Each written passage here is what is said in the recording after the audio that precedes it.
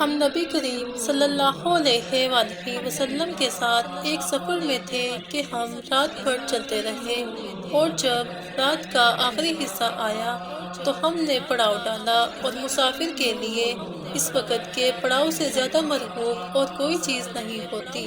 پھر ہم اس طرح غافل ہو کر سو گئے کہ ہمیں سورج کی گرمی کے سوا کوئی چیز بیدار نہ کر سکی۔ سب سے پہلے بیدار ہونے والا شخص فلاں تھا، پھر فلاں، پھر فلاں۔ ابو رجا نے سب کے نام لیے، لیکن عوف کو یہ نام یاد نہیں رہے۔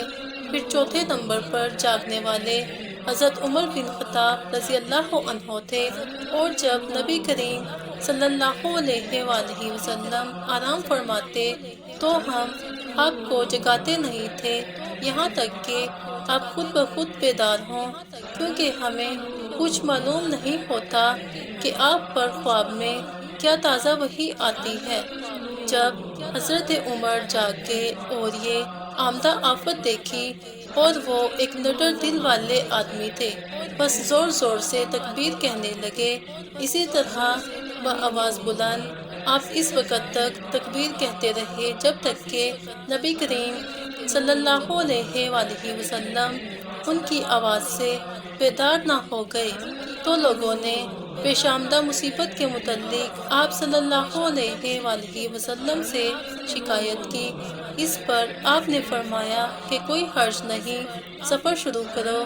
پھر آپ تھوڑی دور چلے، اس کے بعد آپ ٹھہر گئے اور وضو کا پانی طلب فرمایا اور وضو کیا، اور اذان کہی گئی۔ پھر آپ نے لوگوں کے ساتھ نماز پڑھی۔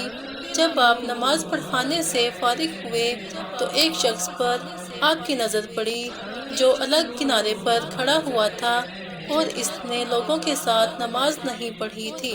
آپ نے اس سے فرمایا کہ اے فلاں، تمہیں لوگوں کے ساتھ نماز میں شریک ہونے سے کون سی چیز نے روکا؟ اس نے جواب دیا کہ مجھے غسل کی حاجت ہو گئی اور پانی موجود نہیں ہے۔ آپ نے فرمایا کہ پاک مٹی سے کام نکال لو، یہی تجھ کو کافی ہے۔ پھر نبی کریم صلی اللہ علیہ وآلہ وسلم نے سفر شروع کیا تو لوگوں نے پیاس کی شکایت کی۔ آپ پھر ٹھہر گئے اور فلاں یعنی عمران بن حسین رضی اللہ عنہ کو بلایا، اور ابو رجا نے ان کا نام لیا تھا، لیکن عوف کو یاد نہیں رہا، اور حضرت علی رضی اللہ عنہ کو بھی طلب فرمایا۔ ان دونوں سے آپ نے فرمایا کہ جاؤ پانی تلاش کرو۔ یہ دونوں نکلے۔ راستے میں ایک عورت ملی جو پانی کی 2 پکھالیں اپنے اونٹ پر لٹکائے ہوئے بیچ میں سوار ہو کر جا رہی تھی۔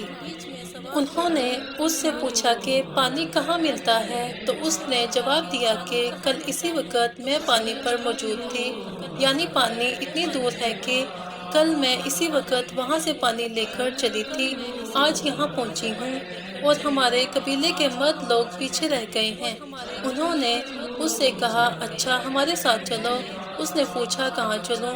انہوں نے کہا رسول اللہ صلی اللہ علیہ وآلہ وسلم کی خدمت میں۔ اس نے کہا اچھا وہی جن کو لوگ صابی کہتے ہیں؟ انہوں نے کہا یہ وہی ہے جسے تم کہہ رہی ہو۔ اچھا اب چلو۔ آخر یہ دونوں حضرات اس عورت کو حضرت صلی اللہ علیہ وآلہ وسلم کی خدمت مبارک میں لائے اور سارا واقعہ بیان کیا۔ عمران نے کہا کہ لوگوں نے اسے اونٹ سے اتار لیا۔ پھر نبی کریم صلی اللہ علیہ وآلہ وسلم نے ایک برتن طلب فرمایا اور دونوں پکھالوں یا مشکیزوں کے منہ اس برتن میں کھول دیے، پھر ان کا اوپر کا منہ بند کر دیا، اس کے بعد نیچے کا منہ کھول دیا، اور تمام لشکریوں میں منادی کر دی گئی کہ خود بھی سیر ہو کر پانی پئیں اور اپنے تمام جانوروں وغیرہ کو بھی پلا لیں۔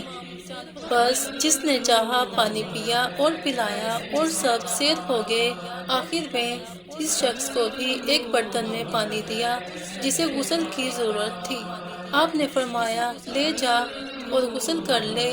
وہ عورت کھڑی دیکھ رہی تھی کہ اس کے پانی سے کیا کیا کام لیے جا رہے ہیں، اور خدا کی قسم جب پانی لیا جانا ان سے بند ہوا تو ہم دیکھ رہے تھے کہ اب مشکیزوں میں پانی پہلے سے بھی زیادہ موجود تھا۔ پھر نبی کریم صلی اللہ علیہ وآلہ وسلم نے فرمایا کہ کچھ اس کے لیے کھانے کی چیز جمع کرو۔ لوگوں نے اس کے لیے عمدہ قسم کی کھجور، عجوہ، آٹا اور ستو اکٹھا کیا، یہاں تک کہ بہت سارا کھانا اس کے لیے جمع ہو گیا تو اسے لوگوں نے ایک کپڑے میں رکھا اور عورت کو اونٹ پر سوار کر کے اس کے سامنے وہ کپڑا رکھ دیا۔ رسول اللہ صلی اللہ علیہ وآلہ وسلم نے اس سے فرمایا کہ تمہیں معلوم ہے کہ ہم نے تمہارے پانی میں کوئی کمی نہیں کی ہے، لیکن اللہ تعالیٰ نے ہمیں سیراب کر دیا۔ پھر وہ اپنے گھر آئی، کافی دیر ہو چکی تھی، اس لیے گھر والوں نے پوچھا کہ اے فلانی کیوں اتنی دیر ہوئی؟ اس نے کہا ایک عجیب بات ہوئی، وہ یہ کہ مجھے 2 آدمی ملے اور وہ مجھے اس شخص کے پاس لے گئے جسے لوگ صابی کہتے ہیں۔ وہاں اس طرح کا واقعہ پیش آیا، خدا کی قسم وہ تو اس کے اور اس کے درمیان سب سے بڑا جادوگر ہے، اور اس نے بیچ کی انگلی اور شہادت کی انگلی آسمان کی طرف اٹھا کر اشارہ کیا۔ اس کی مراد آسمان اور زمین سے تھی، یا پھر وہ واقعی اللہ کا رسول ہے۔